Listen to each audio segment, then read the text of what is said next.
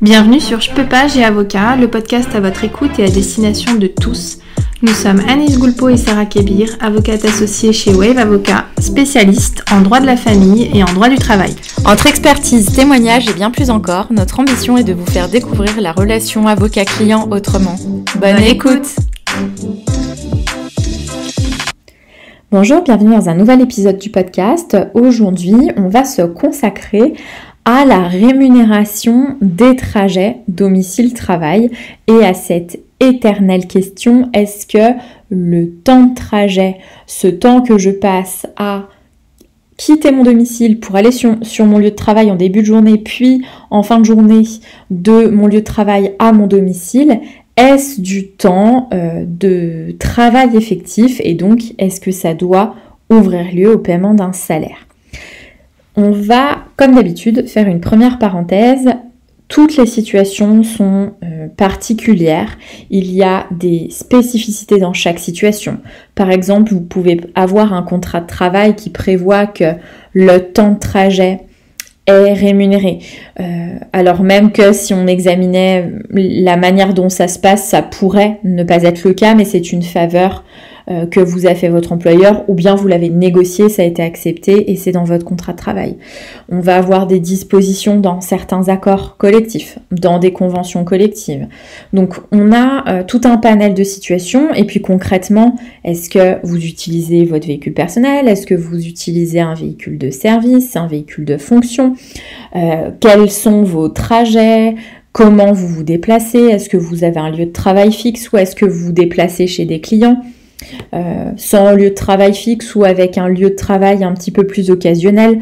Donc tout ça va nécessiter une appréciation au cas par cas sur la question du temps de travail. Est-ce que le temps passé sur la route est du temps de travail effectif et donc ouvre droit à un salaire?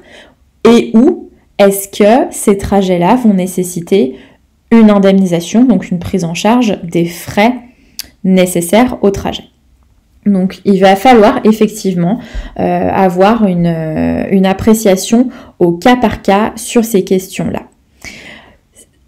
Outre ça, on a quand même des dispositions qui vont pouvoir s'appliquer et la jurisprudence va nous éclairer sur les méthodes. En l'occurrence, on a une décision de la Cour de cassation de novembre 2022. Donc la Cour de cassation en novembre 2022 vient nous donner des indications sur la rémunération des trajets domicile-travail, en particulier concernant un salarié itinérant. Donc dans ce cas précis, on a un salarié itinérant qui demande un rappel de salaire pour heures supplémentaires qui pour lui correspondent à ses temps de trajet en début de journée, donc de son domicile jusqu'à chez son premier client, puis de son dernier client jusqu'à son domicile. La Cour de cassation va nous indiquer qu'il doit être pris en compte les contraintes auxquelles les salariés sont soumis pour savoir si, oui ou non, le temps de trajet des travailleurs itinérants constitue un travail effectif. Et dans ce cas-là, si c'est du temps de travail, il y a salaire, ou bien si ça n'est pas du temps de travail effectif, et dans ce cas-là, il n'y a pas salaire. La Cour de cassation, dans cette décision, nous donne la méthode, comme je vous le disais, puisqu'elle nous dit qu'en cas de litige, en cas de désaccord entre l'employeur et le salarié, le juge va vérifier si pendant le temps de trajet, le salarié itinérant doit se tenir à la disposition de l'employeur et se conformer à ses directives sans pouvoir vaquer à ses occupations personnelles. Donc là, on a quelque chose, on a une règle qui se dessine. Est-ce que pendant le temps de trajet, le salarié itinérant se tient à la disposition de son employeur, premier point, et se conforme à ses directives sans pouvoir vaquer à des occupations personnelles? On a un exemple concret, est-ce que pendant ce temps de trajet, le salarié itinérant doit être disponible pour répondre à son employeur ou bien est-ce que le salarié peut faire ses trajets sans aucune directive, en vaquant librement à ses occupations personnelles, donc en discutant avec un passager ou avec une personne qu'il aurait appelé, un membre de sa famille, un ami ou autre. Et donc, la Cour de cassation tire de cette règle que si le salarié itinérant pendant le trajet doit se tenir à la disposition de l'employeur et se conformer à ses directives sans pouvoir vaquer à ses occupations personnelles, alors ce trajet doit être pris en compte dans le temps de travail effectif, notamment pour décompter les heures supplémentaires réalisées. Par contre, si le salarié itinérant n'est pas tenu par les directives de l'employeur, s'il peut vaquer librement à ses occupations personnelles pendant ce trajet, donc s'il n'est pas à la disposition de son employeur, alors il n'y aura pas décompte dans le cadre du temps de travail effectif, mais on va pouvoir retrouver d'autres mécanismes, type une contrepartie financière, un décompte de repos, lorsque le temps de trajet va dépasser le temps normal de trajet entre le domicile et le lieu du travail habituel. Donc ça pourra éventuellement faire l'objet d'un autre podcast, puisque les règles ne sont pas les mêmes concernant, alors pas uniquement les salariés itinérants, mais de manière générale, l'ensemble des salariés.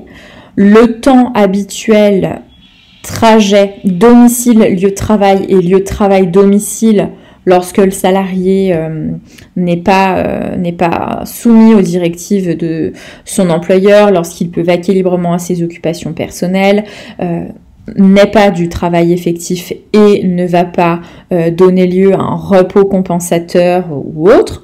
En revanche, si le lieu de travail est amené à changer, s'il va être anormalement plus long, alors il pourra y avoir une prise en charge. Prenons un exemple tout simple. Si habituellement vous allez sur votre lieu de travail à votre bureau et que vous mettez toujours 20 minutes pour y aller et qu'une fois par mois vous avez une réunion à 1h30, et bien là, effectivement, on va avoir une question à se poser pour mettre en conformité ce trajet qui est anormalement plus long que votre trajet habituel entre votre domicile déclaré et votre lieu de travail habituel.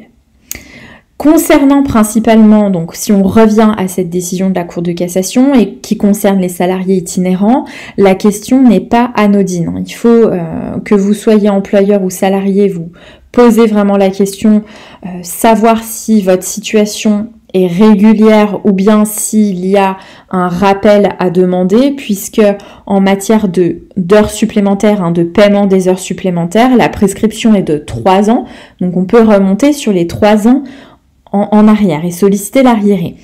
C'est important que vous soyez employeur ou salarié. Salarié, si vous avez 3 ans de rappel avec une demi-heure de trajet tous les jours à compter au-delà, qui n'avait pas été payé et qui va venir générer des heures supplémentaires, ça va chiffrer assez vite. Si vous êtes employeur, il est très important aussi de faire vérifier que vos contrats et votre paye sont en conformité, puisque les demandes, surtout si ce sont des demandes en cascade de plusieurs salariés, ça va pouvoir avoir un impact, d'autant qu'on remonte sur 3 années. Donc il va falloir être vigilant pour que tout soit en conformité et que vous n'ayez pas de mauvaise surprise peut-être au départ d'un salarié, lorsqu'une situation va devenir un petit peu conflictuelle ou un petit peu tendue, que vous ne soyez pas mis en difficulté face à un salarié qui viendrait vous opposer une demande de rappel de salaire à cette hauteur-là,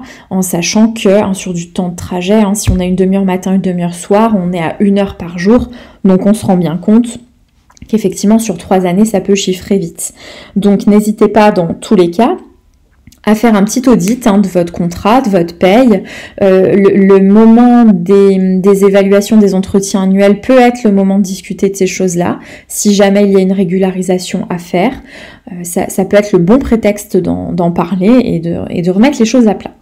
Voilà pour cet épisode. Si vous avez besoin des précisions et des références de cette décision, n'hésitez pas à nous envoyer un petit message pour qu'on puisse vous envoyer la décision de la Cour de cassation et puis éventuellement le communiqué de la Cour de cassation.